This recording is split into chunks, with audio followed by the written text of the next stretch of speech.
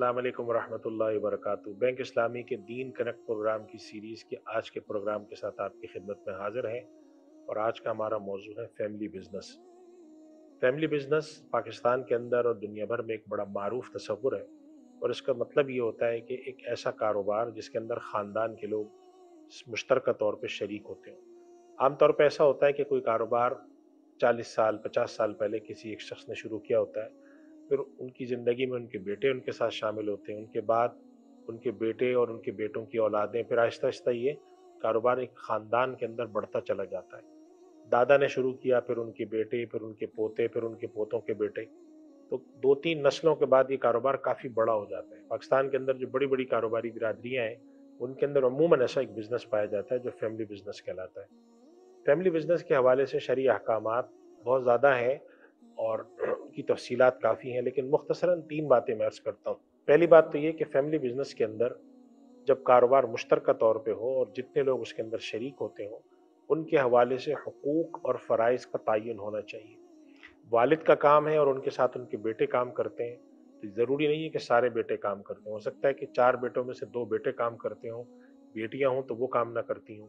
तो अब जो लोग साथ मिलकर काम कर रहे हैं, उनकी क्या हैसियत है और जो साथ काम नहीं कर रहे, उनकी क्या हैसियत है, ये बात वाज़ेह होनी चाहिए। आम तौर पे ये बात वाज़ेह नहीं होती और जब मुद्दत गुज़रती है 15-20 साल, तो फिर ख़ानदान में झगड़े शुरू होते हैं।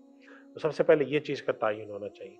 दूसरी बात ये कि अगर कोई शख्स काम कर रहा है, तो उसका ये तयन होना चाहिए कि उसका कारोबार में हिस्सा है या वो कारोबार का मुलाज़िम है। अगर हिस्सा है तो उसका कितना है और अगर वो मुलाज़िम है तो उसको तनख्वाह या ऐसी चीज़ें किस तरह से दी जाती हैं। तीसरी बात ये है कि फैमिली बिज़नेस में ये चीज़ तय होनी चाहिए कि अगर वालिद का इंतकाल हो जाता है, तो कारोबार के अंदर विरासत किस तरह से जारी होगी, या वालिद अगर चाहते हैं कि मेरा कारोबार ज़िंदगी में मैं जब इस्टेब्लिश करके गया हूँ, मेरा कारोबार सिर्फ़ मेरे बेटे सँभालें, मेरी बेटियाँ इसमें शरीक ना हों, इसलिए कि अमलन उनके शरीक होना मुश्किल है, तो फिर ऐसी सूरत में वालिद की ज़िम्मेदारी है कि वो मालियत के एतबार से जितना माल अपने बेटों को दे रहे हैं, अपनी बेटियों को भी माल दें और उनको उनके साथ ऐसा मामला ना करें कि बेटियां महरूम हों और सिर्फ बेटों को मिल जाए। चौथी बात यह है कि ख़ानदानी कारोबार के अंदर से जो सबसे अहम काबिल निज़ा बात होती है, जिस पर झगड़े होते हैं, अखराजात के हवाले से चीज़ें वाज़ेह होनी चाहिए कि अखराजात कौन कितने करेगा।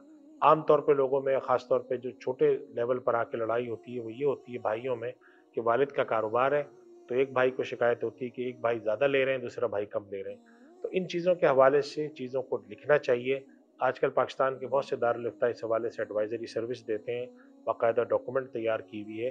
लोगों को चाहिए कि इनके साथ मुशावरत करें, अपने कारोबार का जायज़ा लें, अपने कारोबार चाहे वो छोटी दुकान हो या कोई बड़ी फैक्ट्री हो, जायज़ा लें और उसके अंदर जाकर ये देखें कि शरई नुक्ता नज़र से इस कारोबार को चलाने में क्या कोताहियाँ हैं और कानूनी नुक्ता नज़र से क्या कोताहियाँ हैं। एक कानूनदान, एक लॉयर से और एक मुफ्ती से मशवरा करके, डॉक्यूमेंटेशन करके, इसके अंदर चीज़ों को वाज़ेह करके लिखें।